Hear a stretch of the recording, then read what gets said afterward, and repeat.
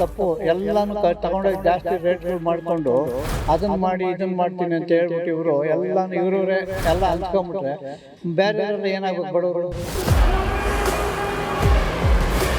Chicken rice ಹಾಕಿ ಏನ್ ಮಾಡ್ತೇವೆ, ಚಿಕ್ಕ ಮಕ್ಳು ಇರ್ತಾವಲ್ಲ ಆ ರುಚಿ ಕಂಡು ಹಿಡ್ಕೊಂಡು ಮಕ್ಳುಗಳನ್ನ ಹಿಡ್ಕೊಂಡು ತಿನ್ನೋದು ಎಲ್ಲ ಮಾಡ್ತೇವೆ.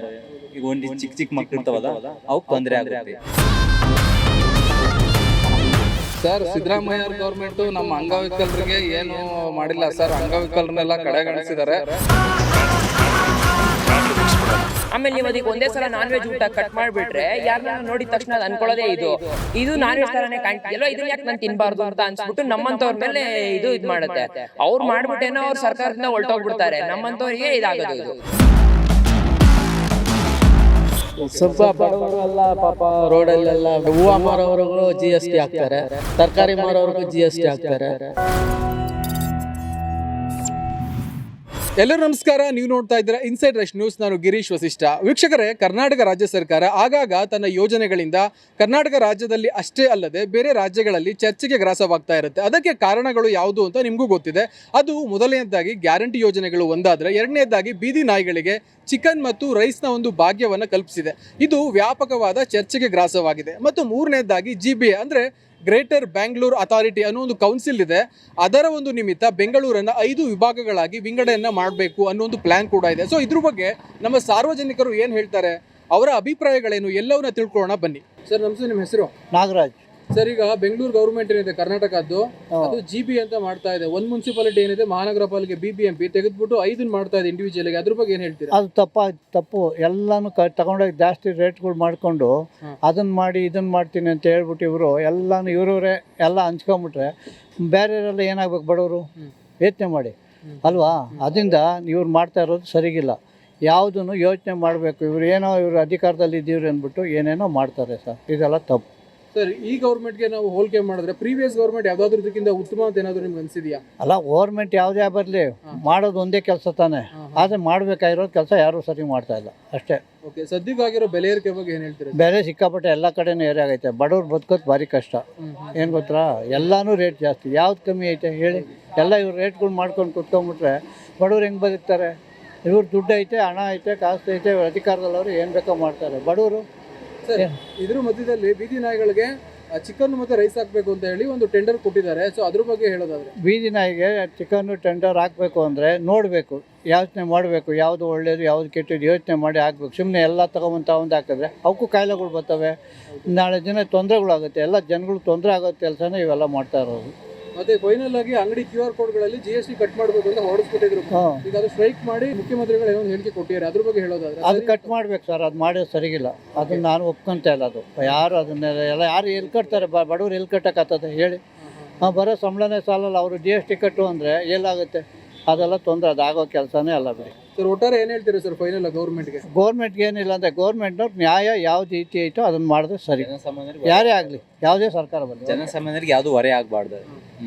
ಸರ್, ಈಗ ಗೌರ್ಮೆಂಟ್ ಅಲ್ಲಿ ಸರಿಯಾಗಿ ನಮಗೆ ಈಗ ಮಹಿಳೆಯರಿಗೆ ಗ್ಯಾರಂಟಿ ಯೋಜನೆ ಏನಿದೆ ಅದು ಹಣ ಕೊಡ್ತಾ ಇಲ್ಲ. ಅದೆಲ್ಲ ಇದ್ರ ಮಧ್ಯದಲ್ಲಿ ಇವರು ಟೆಂಡರ್ ಬೇರೆ ಕೊಟ್ಟಿದ್ದಾರೆ ಈ ಥರ ಬೀದಿ ನಾಯಿಗಳಿಗೆ ಚಿಕನ್ ಮತ್ತೆ ರೈಸ್ ಹಾಕಿ ಅಂತ. ಅದ್ರ ಬಗ್ಗೆ ಏನಿದೆ? ಚಿಕನ್ ರೈಸ್ ಹಾಕಿ ಏನು ಮಾಡ್ತೇವೆ, ಚಿಕ್ಕ ಮಕ್ಳು ಇರ್ತಾವಲ್ಲ ಆ ರುಚಿ ಕಂಡು ಹಿಡ್ಕೊಂಡು ಮಕ್ಳುಗಳನ್ನ ಹಿಡ್ಕೊಂಡು ತಿನ್ನೋದು ಎಲ್ಲ ಮಾಡ್ತವೆ. ಈಗ ಒಂದು ಚಿಕ್ಕ ಮಕ್ಳು ಇರ್ತಾವಲ್ಲ ಅವಕ್ಕೆ ತೊಂದರೆ ಆಗುತ್ತೆ. ಮುಂದೆ ಫ್ಯೂಚರಲ್ಲಿ ತೊಂದರೆ ಆಗುತ್ತೆ. ಅದು ಬದಲು ಸಸ್ಯಾಹಾರಿ ಅಂತ ಹಾಕಿದ್ರೆ ಹೆಂಗೆ ತಿಂತ ಇದು ಮಾಡ್ತವೆ. ಕೆಲವರು ಹೇಳ್ತಾರೆ ಇದಕ್ಕೆ ಆಪರೇಷನ್ ಮಾಡಿಸಿ ಬಿಟ್ಟಿದ್ದು ಒಳ್ಳೇದಾಗ್ತಾ ಇತ್ತು, ಅದ್ರ ಸಂತಾನೋತ್ಪತ್ತಿ ಕಡಿಮೆ ಮಾಡ್ಬೋದಿತ್ತು ಅಂತ. ಹೌದು, ಆಪರೇಷನ್ ಮಾಡಿಸಿದ್ರೆ ಒಳ್ಳೇದು ಮಾಡ್ಬೇಕಂತ ಕೆಲಸ ಮಾಡ್ಬೇಕು. ಸರ್, ಈಗ ಬೆಲೆ ಏರಿಕೆ ಆಗಿದೆಯಲ್ಲ ಅದ್ರ ಬಗ್ಗೆ ಸರ್, ಬೆಲೆ ಏರಿಕೆ ಮಾಡಬಾರ್ದು ಸರ್. ಜನಸಾಮಾನ್ಯರಿಗೆ ತುಂಬ ತೊಂದರೆ ಆಗ್ತೈತಿ, ಎಲ್ಲದ್ರಿಂದ ತೊಂದರೆ ಆಗ್ತೈತಿ. ಈಗ ತಗೊಳೋದು ಒಂದು ನಾನು ಗಾರ್ಮೆಂಟ್ಸ್ಗೆ ವರ್ಕ್ ಮಾಡೋದು, ನನಗೊಂದು 15,000 ರೂಪಾಯಿ ಸಂಬಳ ಬರುತ್ತೆ. ಎಲ್ಲ ತಗೊಂಡ್ರೆ ಬಾಡಿಗೆ ಮನೆ ಬಾಡಿಗೆಗೆ ಕಟ್ಟು ಅದು ಇದಕ್ಕೆ ತಗೊಂಡು ನಾವೇನು ಉಳಿಸೋಕ್ಕಾಗಲ್ಲ. ಅಲ್ಲಿಗೆ ನೇರ ಆಗ್ತಾಯಿದೆ ಸರ್. ಸರ್ ನಮಸ್ತೆ, ನಿಮ್ಮ ಹೆಸರು? ಸರ್, ನನ್ನ ಹೆಸರು ರಂಗನಾಥ್ ಅಂತ ಸರ್. ಸರ್, ಸದ್ಯ ಕರ್ನಾಟಕದಲ್ಲಿ ಸಿದ್ದರಾಮಯ್ಯ ಅವ್ರ ಗೌರ್ಮೆಂಟ್ ಇದೆ, ಕಾಂಗ್ರೆಸ್ ಗೌರ್ಮೆಂಟ್. ಅದ್ರ ಬಗ್ಗೆ ಏನು ಹೇಳ್ತೀರಾ ಸರ್? ಸರ್, ಸಿದ್ದರಾಮಯ್ಯ ಅವ್ರ ಗೌರ್ಮೆಂಟು ನಮ್ಮ ಅಂಗವಿಕಲರಿಗೆ ಏನು ಮಾಡಿಲ್ಲ ಸರ್. ಅಂಗವಿಕಲರನ್ನೆಲ್ಲ ಕಡೆಗಣಿಸಿದ್ದಾರೆ. ಸೊ ಅಂಗವಿಕಲರಿಗೆ ಏನು ನಮಗೆ ಯಾವುದೇ ಕೆಲಸ ಯಾವುದು ಏನು ಅಂಥದ್ದು ಉಪಯೋಗ ಏನೂ ಇಲ್ಲ ಸರ್. ಸೊ ಬೇರೆದಕ್ಕೆಲ್ಲ ಅವರು ಭಾಗ್ಯಗಳನ್ನೆಲ್ಲ ಕೊಟ್ಟಿದ್ದಾರೆ, ಅದಕ್ಕೆಲ್ಲ ನಮಗೆ ತುಂಬ ಖುಷಿ ಇದೆ. ಸೊ ನಮ್ಮನ್ನು ಒಂದು ಗಮನದಲ್ಲಿ ಇಟ್ಕೊಂಡಿದ್ರೆ ನಮಗೊಂದು ಖುಷಿ ಇರ್ತಿತ್ತು ಸರ್ ಅನ್ನೋದು ನಮ್ಮ ಉದ್ದೇಶ ಸರ್. ಎಲ್ಲರನ್ನೂ ಗಮನಿಸ್ದಂಗೆ ನಮ್ಮನ್ನು ಗಮನಿಸಿ ನಾವು ಸಮಾಜದಲ್ಲಿ ನಾವು ಕೂಡ ಇದೀವಲ್ಲ ಸರ್, ನಾವು ಕೂಡ ವೋಟರ್ಸ್ ಇದೀವಿ, ನಾವು ಕೂಡ ಸರ್ಕಾರಕ್ಕೆ ಟ್ಯಾಕ್ಸ್ ಪೇಯರ್ ಆಗಿದೀವಲ್ಲ ಸರ್. ಸೊ ನಾವು ವೋಟ್ ಮಾಡಿದೀವಿ, ನಮ್ಮನ್ನು ಗಮನದಲ್ಲಿ ಇಟ್ಕೊಂಡು ನಮಗೆ ಹೆಚ್ಚಿನ ಅವಕಾಶಗಳನ್ನು ಕೊಟ್ಟು ನಮಗೆ ಸರ್ಕಾರದಿಂದ ಬರ್ತಕ್ಕಂಥ ಸವಲತ್ತುಗಳನ್ನ ಇನ್ನೂ ಹೆಚ್ಚು ಮಾಡಿ ಸವಲತ್ತುಗಳಿಂದ ನಮ್ಮನ್ನ ಕಾಪಾಡಬೇಕು ಅಂತ ನಾನು ನಿಮ್ಮ ಮುಖಾಂತರ ಕೇಳ್ಕೊಳ್ತೀನಿ ಸರ್. ಸರ್ ನಿಮಗೆ ಸರ್ಕಾರದಿಂದ ಯಾವ ರೀತಿಯ ಒಂದು ಸೌಲಭ್ಯ ಸಿಗ್ತಾ ಇದೆ ಸರ್? ಸರ್ ಸರ್ಕಾರದಿಂದ ನಮಗೆ ಮಹಾಶಾಸನ ಅಂತ ಹೇಳ್ಬಿಟ್ಟು 1400 ರೂಪಾಯಿ ಬರ್ತಾ ಇದೆ, ಒಂದು ಬಸ್ ಪಾಸ್ ಬಿಟ್ಟರೆ ಮತ್ತೇನೂ ಇಲ್ಲ ಸರ್. ಇವತ್ತಿನ ರೇಟು, ಇವತ್ತಿನ ದಿನಮಾನಗಳಲ್ಲಿ ಇವತ್ತಿನ ಆಗಿರ್ತಕ್ಕಂಥ ರೇಟ್ಗಳೆಲ್ಲ ಕೇಳಿದ್ರೆ ನಮಗೆ ಅದು ನಮ್ಮ ಬದುಕೋದಕ್ಕೂ ಕೂಡ ಅಸಾಧ್ಯ ಆಗಿದೆ ಸರ್. ಅದು ಕೊಡ್ತಕ್ಕಂಥ ಮಹಾಶಾಸನ ಸರ್, ಅದು ಯಾವುದಕ್ಕೂ ಕೂಡ ಸಾಲ್ತಾ ಇಲ್ಲ ಸರ್. ಇನ್ನೂ ಹೆಚ್ಚು ಮಾಡ್ಬೇಕು ಸರ್. ಬೇರೆ ಆಂಧ್ರ, ತಮಿಳ್ನಾಡು ಅಲ್ಲೆಲ್ಲ ಕೂಡ ಅವರೆಲ್ಲ ತುಂಬ ಚೆನ್ನಾಗಿದೆ ಸರ್, ಅಲ್ಲೆಲ್ಲ ವ್ಯವಸ್ಥೆಗಳು ಅಲ್ಲಿ ಥರನೇ ಇಲ್ಲೂ ಆದರೆ ಚೆನ್ನಾಗಿರುತ್ತೆ ಅನ್ನೋದು ನಮ್ಮ ಉದ್ದೇಶ ಅಷ್ಟೇ ಸರ್. ನಿಮ್ಗೆ ಏನಾದರೂ ಕರ್ನಾಟಕ ಗೌರ್ಮೆಂಟಲ್ಲಿ ಯೋಜನೆಗಳು ಏನಾದ್ರು ಕೊರತೆ ಆಗ್ತಾ ಇದೆ ಅಂತ ಅನ್ಸುತ್ತೆ? ಯಾಕೆಂದ್ರೆ ಕಣ್ಣು ಇರೋರು ಹೆಂಗೋ ಕೆಲಸ ಮಾಡ್ಕೊಂತಾರೆ, ಇಲ್ಲದೆ ಇರೋರು ಏನು ಮಾಡಬೇಕು, ಆ ರೀತಿ ಏನಾದ್ರು ಯೋಜನೆಗಳಿದೆಯಾ ಸರ್? ಯೋಜನೆಗಳು ಏನು ಸರ್, ಕೆಲಸ ನಮಗೋಸ್ಕರ ಉದ್ಯೋಗ ಸೃಷ್ಟಿ ಮಾಡ್ಬೇಕು ಸರ್. ಉದ್ಯೋಗ ಏನೂ ಇಲ್ಲ ಸರ್. ಉದ್ಯೋಗದಲ್ಲಿ ಮೀಸಲಾತಿ ಕೊಟ್ಟು ಸರ್ಕಾರದಲ್ಲಿ ನಮಗೂ ಕೂಡ ಉದ್ಯೋಗಗಳನ್ನ ಸೃಷ್ಟಿ ಮಾಡಿ ಹುದ್ದೆಗಳ ಸರ್ಕಾರದಲ್ಲಿ ಕೊಟ್ಟರೆ ಚೆನ್ನಾಗಿರುತ್ತೆ ಅನ್ನೋದು ನಮ್ಮ ಉದ್ದೇಶ ಸರ್. ಸರ್ ಪ್ರಸ್ತುತ ನಿಮಗೆ ಗೊತ್ತಿರ್ಬೋದು ಅಂತಂತೀನಿ, ಒಂದು ಬೀದಿ ನಾಯಿಗಳಿಗೆ ಚಿಕನ್ ಮತ್ತೆ ರೈಸ್ ಹಾಕ್ಬೇಕು ಅಂತ ಒಂದು ಸ್ಕೀಮ್ ತಂದಿದ್ದಾರೆ. ಹಾಂ ಸರ್. ಸೊ ಅದು ಅವಶ್ಯಕತೆ ಇತ್ತು ಅಂತ ಏನಾದ್ರು ಅನ್ಸುತ್ತಾ ಸರ್? ಅದು ನಾವು ಹೇಳಕ್ ಬರಲ್ಲ ಸರ್. ಕೆಲವರು ಪ್ರಾಣಿ ಪ್ರಿಯರು ಇರ್ತಾರೆ, ಒಬ್ಬರು ಪ್ರಾಣಿಗೆ ಇಷ್ಟಪಡಲ್ಲ. ನಮಗೆ ಹಾಕೋದು ಒಳ್ಳೇದು ಅನ್ಸುತ್ತೆ ಸರ್ ನಮಗೆ ಸರ್, ನನ್ನ ಇದರಲ್ಲಿ ಸರ್. ಓಕೆ ಸರ್, ಫೈನಲ್ ಆಗಿ ಏನು ಹೇಳ್ತೀರಾ ಗೌರ್ಮೆಂಟ್ಗೆ? ಸರ್ ಗೌರ್ಮೆಂಟಿಗೆ ಏನಿಲ್ಲ ಸರ್, ಅವರು ಮಾಡಿರೋ ಸ್ಕೀಮ್ಗಳೆಲ್ಲ ತುಂಬ ಚೆನ್ನಾಗಿದೆ. ಸೊ ನಮ್ಮನ್ನು ಕೂಡ, ನಮ್ಮ ಅಂಗವಿಕಲರನ್ನು ಕೂಡ ಕಡೆಗಣನೆ ಮಾಡ್ದಂಗೆ ನಮ್ಮನ್ನು ಕೂಡ ಅವರಂತೆ ನಡೆಸ್ಕೊಳ್ಳಿ ಅಂತ ನಾನು ಈ ಮುಖಾಂತರ ಇದು ಮಾಡ್ತೀನಿ ಸರ್, ಒತ್ತಾಯ ಮಾಡ್ತೀನಿ ಸರ್, ಅಷ್ಟೇ ಸರ್. ಸರ್ ನಮಸ್ತೆ, ನಿಮ್ಮ ಹೆಸರು? ಮಹಾದೇವನ್ ಅಂತ ಸರ್. ಸರ್ ಈಗ ಸದ್ಯದಲ್ಲಿ ಬೆಂಗಳೂರಲ್ಲಿ ಎಸ್ಪೆಷಲಿ ಈ QR ಕೋಡ್ಗೆ ಸ್ಕ್ಯಾನರ್ ಅಂತ ಮಾಡ್ತಾ ಇದ್ದಾರೆ, ಅದಕ್ಕೆ ಅಮೌಂಟ್ GST ಕಟ್ ಮಾಡಬೇಕು ಅಂತ ಸರ್ಕಾರದ ನಿಲುವು, ಇದು ರಾಜ್ಯ ಸರ್ಕಾರದ್ದು ಅಂತ ಇಂಡೈರೆಕ್ಟ್ ಆಗಿ ಗೊತ್ತಾಗಿದೆ. ಅದ್ರ ಬಗ್ಗೆ ಹೇಳೋದಾದ್ರೆ? ಅದ್ರ ಬಗ್ಗೆ ಅಂದರೆ ಏನು ಹೇಳೋದಂತ ಗೊತ್ತಿಲ್ಲ. ಸ್ವಲ್ಪ ಬಡವರು ಎಲ್ಲ ಪಾಪ ರೋಡಲ್ಲೆಲ್ಲ ಮಾರ್ತಾರೆ. ಹೂವು ಮಾರೋವ್ರಿಗೂ GST ಹಾಕ್ತಾರೆ, ತರಕಾರಿ ಮಾರೋವ್ರಿಗೂ GST ಹಾಕ್ತಾರೆ. ಆ ಥರ ಇರೋದು ಸ್ವಲ್ಪ ಇರಬಾರ್ದು ಅಂತ ನನಗೆ. ಸರ್ ಈಗ ಇನ್ನೊಂದು ಯೋಜನೆ, ಬೀದಿ ನಾಯಿಗಳಿಗೆ ಚಿಕನ್ ಮತ್ತೆ ರೈಸ್ನ ಹಾಕಬೇಕು ಅಂತ ಇದು ಮಾಡ್ತಾ ಇದ್ದಾರೆ, ಟೆಂಡರ್ ಆಗಲೇ ಕೊಟ್ಟಿದ್ದಾರೆ ಅಂತ ಮಾತುಕತೆ ಇದೆ. ಸೊ ಇದು ಒಳ್ಳೆ ಬೆಳವಣಿಗೆನ ಅಥವಾ ಕೆಟ್ಟ ಬೆಳವಣಿಗೆ? ಇಲ್ಲ, ಬೀದಿ ನಾಯಿಗಳಿಗಂದರೆ ಅದಕ್ಕೆ ಆಪ್ರೇಷನ್ ಮಾಡಬೇಕು. ಹೌದು, ಅದು ಅನಿಮಲ್ಸ್ ಅಂತ ಅದಕ್ಕೆ ಒಂದು ಇದು ಇದೆಯಲ್ಲ, ಅಲ್ಲಿ ಕರ್ಕೊಂಡೋಗಿ ಅದಕ್ಕೇನೋ ಟ್ರೀಟ್ಮೆಂಟ್ ಕೊಟ್ಟು ಯಾರು ಬೀದಿಯಲ್ಲಿ ಬಿಡಬೇಡ ಅಂತ ಕಂಟ್ರೋಲ್ ಇರಬೇಕು ಇವ್ರದ್ದು. ಸುಮ್ಮನೆ ಅದಕ್ಕೆಲ್ಲ ಇದಾಗ್ತೀನಿ ಅದಾಗ್ತೀನಿ ಅಂತ ಎಲ್ಲ ಇದು ಮಾಡಿದ್ರೆ ಅದಕ್ಕೆ ಇವಾಗ ತೊಂದರೆ ಆಗಿದೆ, ಎಲ್ಲ ಹಣ ಫೈನಾನ್ಸ್ ತೊಂದರೆ ಆಗುತ್ತೆ. ಓಕೆ. ಇನ್ನೊಂದು GB ಅಂತ ಮಾಡಿದ್ದಾರೆ, ಗ್ರೇಟರ್ ಬೆಂಗಳೂರು ಅಥಾರಿಟಿ ಅಂತ. ಇದರಲ್ಲಿ ಒಂದು ಮಹಾನಗರ ಪಾಲಿಕೆನ 5 ಮಹಾನಗರ ಪಾಲಿಕೆಯಾಗಿ ವಿಂಗಡಣೆ ಮಾಡ್ತಾ ಇದ್ದಾರೆ. ಸೊ ಇದು ಅವಶ್ಯಕತೆ ಇತ್ತಾ ಅಥವಾ ಹೇಗೆ ಅಂತ? 5 ಮಾಡಿದ್ರೆ 5ಕ್ಕೂ ಒಬ್ಬೊಬ್ಬರು ಬೇಕು, 5ಕ್ಕೂ ನಿರ್ವಾಹಕಿಗಳೇ ಜಾಸ್ತಿ ಆಗ್ತಾರೆ. ಆವಾಗ ಹಣ ಬಂದು ಜಾಸ್ತಿ ಖರ್ಚಾಗುತ್ತೆ. ಸರ್ ನಾನು ಹೇಳೋದೇನು ಇಷ್ಟ ಇಲ್ಲ ಅಂದರೆ, ಈಗ ನಮ್ಮ ಮಹಾಶಾಸನದ ಬಗ್ಗೆ ನಾನು ಮಾತಾಡ್ತೀನಿ ಸರ್. ಈಗ ಎಲ್ಲ ತಮಿಳುನಾಡು, ಆಂಧ್ರ ಪ್ರದೇಶದಲ್ಲೆಲ್ಲ 6,000 ರೂಪಾಯಿ 7,000 ರೂಪಾಯಿ ಕೊಡ್ತಾ ಇದ್ದಾರೆ. ಇಲ್ಲಿ ಬರೀ 1,400 ರೂಪಾಯಿ ನಾವೇನು ಸರ್ ಜೀವನ ಮಾಡೋದು ಹೇಳಿ? ಆಮೇಲೆ ಈಗ ನಮ್ಮ ಈಗ ಗ್ಯಾರಂಟಿ ಯೋಜನೆಗಳು ಕೊಟ್ಟಿದ್ರೆ ಒಪ್ಕೊಂತೀರಿ ಸರ್. ಈಗ ನಮ್ಮ ಅಂಗವಿಕಲರು ಬಸ್ಸಲ್ಲಿ ಓಡಾಡೋದು ತುಂಬ ಕಷ್ಟ ಆಗ್ತಿದೆ. BMTCನೇ ಆಗಲಿ, KSRTCನೇ ಆಗಲಿ, ಸೀಟ್ಗಳು ಸಿಗೋಲ್ಲ ನಮಗೆ. ನಾವು ಬಾಯ್ಬಿಟ್ಟು ಕೇಳಿದ್ರು ಅವ್ರು ಕೊಡಲ್ಲ, ಮುಂದೆ ಹೋಗಿ ಹಿಂದೆ ಹೋಗಿ ಅಂತ ಹೇಳ್ತಾ ಇದ್ದಾರೆ. ಆ ಥರ ಸಮಸ್ಯೆಗಳಾಗ್ತಾಯಿದೆ ಸರ್ ನಮಗೆ. ಸರ್ ಫೈನಲ್ ಆಗಿ ಏನು ಹೇಳಕ್ಕೆ ಇಷ್ಟಪಡ್ತೀರಿ ಸರ್? ಸರ್ ಗೌರ್ಮೆಂಟ್ ಏನಿಲ್ಲ ಸರ್, ಈಗ ಎಲ್ಲರೂ ಸಮಾನತೆ. ಈಗ ನಮಗೆ ಎಲ್ಲರಿಗೂ ನಮಗೇನು ಇದು ಮಾಡ್ತದೆ, ಈಗ ನಮಗೆ ಪಬ್ಲಿಕ್ಕಿಗೆ ಯಾವ ಥರ ಈಗ ಗ್ಯಾರಂಟಿ ಭಾಗ್ಯ ಕೊಟ್ಟಿದ್ರಲ್ಲ, ಅದೇ ಥರ ನಮಗೊಂದು ಭಾಗ್ಯ ಕೊಟ್ಟರೆ ಚೆನ್ನಾಗಿರುತ್ತೆ ಅಂತ ಅನಿಸುತ್ತೆ ಅಂತ ನಾನು ಅನಿಸಿಕೆ ಹೇಳ್ತಾ ಇದ್ದೀನಿ ಸರ್. ಭಾಗ್ಯ ಬೇಕು? ಹೌದು ಸರ್, ಬೇಕು, ಖಂಡಿತ ಇದೆ ಸರ್. ಈಗ ನಮಗೆ ಜಾಬೇ ಆಗಿರ್ಬೋದು ಅಥವಾ ನಮ್ಮ ಮಹಾಶಾಸನನೇ ಆಗಿರ್ಬೋದು, ಮತ್ತೊಂದು ಕೆಲವರು ನಮಗೆ ಬ್ಲೈಂಡ್ಗೆ ಜಾಬ್ ತೊಗೊತಾ ಇಲ್ಲ ಎಲ್ಲೂ. ಯಾಕೆಂದರೆ ಈಗ ಗಾರ್ಮೆಂಟ್ಸ್ಗೆಲ್ಲ ಹೋಗ್ತಾ ಇದೀವಿ ಮುಂಚೆ. ಈಗ ಲಾಕ್ಡೌನ್ಗಳಾದ್ಮೇಲೆ ಎಲ್ಲ ತೆಗ್ದಿದ್ದಾರೆ ಕೆಲವ್ರನ್ನೆಲ್ಲ. ಈಗ ನಾವು NGO ಕಡೆ ಅಲ್ಲಿ ಇಲ್ಲಿ ಆರ್ಕೆಸ್ಟ್ರಾ ಮಾಡಿಕೊಂಡು ಬೀದಿಲಿ ಮಳೆ ಬಂದರು ನೋಡಿ, ನಮ್ಮ ಜೀವನ ಎಷ್ಟು ಕಷ್ಟ ಆಗ್ತಾಯಿದೆ ಸರ್. ಇಲ್ಲೆಲ್ಲ ಮಳೆ ಬರ್ತಾ ಇದೆ ಅಂದರೆ ನಾವು ಆರ್ಕೆಸ್ಟ್ರಾ ಮಾಡೋಕ್ಕೆ ಬರೋಲ್ಲ. ಆ ಥರ ಅದಕ್ಕೆ ಸರ್ ನಮಗೆ ಸರ್ಕಾರ ನಮ್ಮನ್ನು ಸಮಾನತೆಯಾಗಿ ನೋಡಬೇಕಂತ ನಾನು ಹೇಳೋಕ್ಕೆ ಇಷ್ಟಪಡ್ತೀನಿ ಸರ್. ಗೌರ್ಮೆಂಟ್ನ ಪ್ರಶ್ನೆ ಮಾಡಬೇಕು. ಫ್ರೀ ಕೊಡೋದು ತಪ್ಪಲ್ಲ, ನಾವು ಹೇಳೋಲ್ಲ.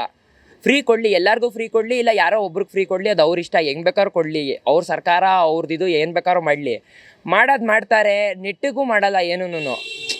ಅಂದರೆ ಒಂದು ಪಕ್ಷ ನಾನು ಯಾವ ಪಾರ್ಟಿ ಕಡೆ ಮಾತಾಡ್ತಿಲ್ಲ, ಈ ಪಾರ್ಟಿ ಕಡೆ ಮಾತಾಡಿದ್ರೆ ಅದು ಒಂಥರ ಡಿಸ್ಕ್ರಿಮಿನೇಷನ್ ಆಗ್ಬಿಡುತ್ತೆ ಅವ್ರಿಗೇನೆ. ಸೊ ಅದಕ್ಕೆ ಏನು ಹೇಳಬೇಕು ಅಂತ ಇಷ್ಟಪಡ್ತೀನಿ ಅಂದರೆ, ಫ್ರೀ ಕೊಡ್ತೀರಾ ಕೊಡ್ರಿ, ಬಟ್ ಅದಕ್ಕೊಂದು ಲಿಮಿಟ್ ಅಂತ ಒಂದು ಇಡ್ರಿ. ನೀವೆಲ್ಲನೂ ಅನ್ಲಿಮಿಟೆಡ್ ಇಟ್ಟರೆ ಇದು ನಮ್ಮ ಸ್ಟೇಟ್ಗೂ, ಇದು ನಮ್ಮ ಸ್ಟೇಟಿನ ರೆವೆನ್ಯೂಗೂ ಇದು ಒಂದು ದೊಡ್ಡಿದು. ಜೊತೆಗೆ ನಮ್ಮಂಥವ್ರು ಓಡಾಡೋರಿಗೆ ಡೈಲಿ ಎಷ್ಟು ತೊಂದರೆ ಆಗುತ್ತೆ ಅಂತ ಬರೀ ನಮಗೆ ಮಾತ್ರ ಗೊತ್ತು. ಸೊ ಇಷ್ಟೇ. ಬೆಲೆ ಏರಿಕೆ ಆಗಿದೆಯಲ್ಲ, ಅದು ಎಫೆಕ್ಟ್ ಏನೋ ತಡ್ತಾ ಇದೆಯಾ ನಿಮಗೆ? ಬೆಲೆ ಏರಿಕೆ ಎಫೆಕ್ಟು, ಮೆಟ್ರೋದಲ್ಲಿ ಆಗಿರ್ಬೋದು. ಬೆಲೆ ಏರಿಕೆ ಆಬ್ವಿಯಸ್ಲಿ ನನಗಂತೂ ಡೈಲಿ ತಟ್ಟುತ್ತೆ. ಯಾಕಂದರೆ ಪೆಟ್ರೋಲ್ ರೇಟ್ ಆಗಿರ್ಬೋದು, ಎಲ್ಲನೂ ಆಗಿರ್ಬೋದು, ಅದು BJP ಅವ್ರು ಇದ್ದಾಗಿಂದನೂ ಜಾಸ್ತಿ ಆಗ್ತಿತ್ತು.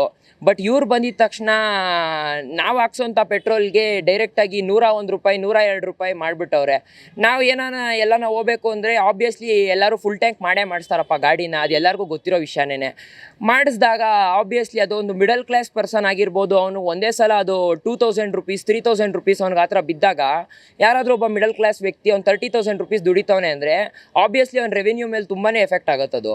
ಓಕೆ, ಈಗ ಫೈನಲ್ ಆಗಿ ಬೀದಿ ನಾಯಿಗಳಿಗೆ ಚಿಕನ್ ಮತ್ತು ರೈಸ್ ಆಗ್ತಾ ಇದ್ದಾರೆ, ಅದು ಎಷ್ಟು ಸರಿ ನಿಮ್ಮ ಪ್ರಕಾರ? ಬೀದಿ ನಾಯಿಗೆ ಚಿಕನ್ನು ರೈಸು ಅಂತ ಹೇಳಬೇಕು ಅಂತ ಅಂದರೆ, ಈಗ ಬೇಸಿಕ್ಲಿ ನಾನೊಬ್ಬ ಬಯಾಲಜಿ ಸ್ಟೂಡೆಂಟು ಹೇಳಬೇಕು ಅಂತಂದರೆ. ಸೊ ಬಯಾಲಜಿಯಲ್ಲಿ ನಾವು ಹೆಂಗೆ ಓದ್ತೀವಿ ಅಂತ ಅಂದರೆ, ಪ್ರತಿಯೊಂದು ಪ್ರಾಣಿನೂ ಸ್ವಲ್ಪ ಒಂದು ಕಾಲ ನಂತರ ಅದು ತನ್ನನ್ನು ತಾನು ಚೇಂಜ್ ಮಾಡ್ಕೊಳ್ಳುತ್ತೆ. ಯಾವುದೇ ಪ್ರಾಣಿ ಆಗಿರ್ಬೋದು ಅದಕ್ಕೆ. ಫಾರ್ ಎಕ್ಸಾಂಪಲ್ಲು, ಈಗ ನೀವು ಯಾವುದೋ ಒಂದು ಪ್ರಾಣಿಗೆ ವೆಜ್ ಊಟ ಹಾಕ್ತಾಯಿದ್ದೀರಾ, ಅದು ಅದಕ್ಕೆ ಸೆಟ್ ಆಗಿಬಿಟ್ಟಿರುತ್ತೆ, ಅದಕ್ಕೆ ನಾನ್ ವೆಜ್ ಹಾಕೋದೇ ಬೇಕಾಗಿರಲ್ಲ. ಬಟ್ ನೀವು ಅದಕ್ಕೆ ಇವಾಗ ಸಡನ್ನಾಗಿ ನಾನ್ ವೆಜ್ ಊಟ ಹಾಕ್ತೀರಾ ಅಂತ ಅಂದರೆ ಅದು ತನ್ನ ಇವಾಲ್ಯೂಷನ್ ತೋರಿಸ್ಕೊಳ್ಳೋಕೆ ಸ್ಟಾರ್ಟ್ ಮಾಡ್ಕೊಳ್ಳುತ್ತೆ.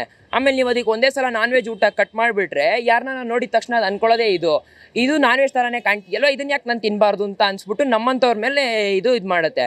ಅವ್ರು ಮಾಡಿಬಿಟ್ಟೇನೋ ಅವ್ರು ಸರ್ಕಾರದಿಂದ ಹೊರಟೋಗ್ಬಿಡ್ತಾರೆ, ನಮ್ಮಂಥವ್ರಿಗೆ ಇದಾಗೋದು ಇದು ಮೇಯ್ನ್ಲಿ. ಫೈನಲಿ ಏನು ಹೇಳ್ತೀರಾ ಗೌರ್ಮೆಂಟ್ ಬಗ್ಗೆ? ಗೌರ್ಮೆಂಟ್ ಬಗ್ಗೆ ನಾನೇನು ಹೇಳೋಕ್ಕೆ ಅಂತ ಇಷ್ಟಪಡೋದಿಲ್ಲ. ಯಾಕಂದರೆ ಯಾವ ಗೌರ್ಮೆಂಟು ಒಳ್ಳೇದು ಯಾವ ಗೌರ್ಮೆಂಟು ಕೆಟ್ಟದು ಅಂತ ನಾನು ಇದನ್ನು ಹೇಳೋಕ್ಕೆ ಹೋಗಲ್ಲ. ಪ್ರತಿಯೊಂದು ಗೌರ್ಮೆಂಟು ಅವ್ರಿಗೆ ಇಷ್ಟ ಬಂದಂಗೆ, ಅವ್ರಿಗೆ ಇಷ್ಟ ಇದ್ದಂಗೆ ಅವ್ರು ಆಳ್ತಾರೆ ಇದನ್ನು. ಬಟ್ ಮೇನ್ಲಿ ಏನು ಹೇಳ್ತೀನಿ ಅಂತ ಅಂದರೆ, ಯಾವುದೇ ಒಂದು ಕೆಲಸ ಮಾಡಿದ್ರೂ ಒಂದು ಲಿಮಿಟ್ ಇರಬೇಕು ಪ್ರತಿಯೊಂದಕ್ಕೂ. ಇವರು ಫ್ರೀ ಕೊಡ್ತೀನಿ, ಅನ್ಲಿಮಿಟೆಡ್ ಫ್ರೀ ಎಲ್ಲದಕ್ಕೂ, ಅನ್ನಭಾಗ್ಯ ಕೊಡ್ತೀನ ಎಲ್ಲರಿಗೂ ಫ್ರೀ ಅನ್ನಭಾಗ್ಯ ಕೊಡ್ತೀನಿ ಅಂತ ಅಂದರೆ ಏನು ಮಾಡಬೇಕು? ಇವಾಗ ಸರಿ ಆಯ್ತಪ್ಪ, ಇವಾಗ ಒಬ್ಬ ಅನ್ಎಂಪ್ಲಾಯ್ಡ್ ಪರ್ಸನ್ ಇದ್ದಾನೆ, ಒಬ್ಬ ಗಂಡಸು ಅನ್ಎಂಪ್ಲಾಯ್ಡ್ ಆಗಿದ್ದಾನೆ ಅಂತಂದರೆ ಅವ್ನಿಗಂತೂ ಕಾಸು ಕೊಡ್ತಿಲ್ಲ ಇವರು. ಬಟ್ ಲೇಡೀಸ್ಗೆ ಇವರು 2000 ರೂಪೀಸ್ ಪ್ರತಿ ಮಂತ್ ಕೊಡ್ತವ್ರೆ ಅಂತ ಅಂದರೆ ಏನು ಮಾಡಬೇಕು? ನಮ್ಮಂಥವ್ರು ಅನ್ಎಂಪ್ಲಾಯ್ಡ್ ಪೀಪಲ್ಗೆ ಕೇಳಬೇಕು ಅಂತ ಫಸ್ಟು. ಈ ಅನ್ಎಂಪ್ಲಾಯ್ಡ್ ಪೀಪಲೇ ಇದಕ್ಕೆ ಉತ್ತರ ಕೊಡಲಿ ಇದಕ್ಕೆ. ಸೊ ವೀಕ್ಷಕರೇ, ನೋಡಿದ್ರಲ್ಲ, ಸಾರ್ವಜನಿಕರು ಒಬ್ಬೊಬ್ಬರು ಸಹ ಒಂದೊಂದು ರೀತಿಯ ಪ್ರತಿಕ್ರಿಯೆಯನ್ನು ನೀಡಿದ್ರು. ಒಬ್ಬರು ಹೇಳಿದ್ರು ಚಿಕನ್ನು ಅಥವಾ ರೈಸು ಯಾವುದೇ ನಾಯಿಗಳಿಗೆ ಅವಶ್ಯಕತೆ ಇಲ್ಲ, ಇವರು ನಿಲ್ಲಿಸಿದ ಮೇಲೆ ಅದು ಮಾನವರನ್ನೇ ಅಥವಾ ಸ್ಕೂಲ್ ಮಕ್ಕಳುಗಳನ್ನ ಬಂದು ಕಚ್ಚುತ್ತೆ, ಸೊ ಇದು ಯಾವುದೇ ಅವಶ್ಯಕತೆ ಇಲ್ಲ ಅಂತ ಹೇಳಿದ್ರು. ಸೊ ಇದಾಗಿತ್ತು ಸಾರ್ವಜನಿಕರ ಅಭಿಪ್ರಾಯ. ನೋಡ್ತಾ ಇರಿ ಇನ್ಸೈಡ್ ರಶ್ ನ್ಯೂಸ್. ನಮಸ್ಕಾರ.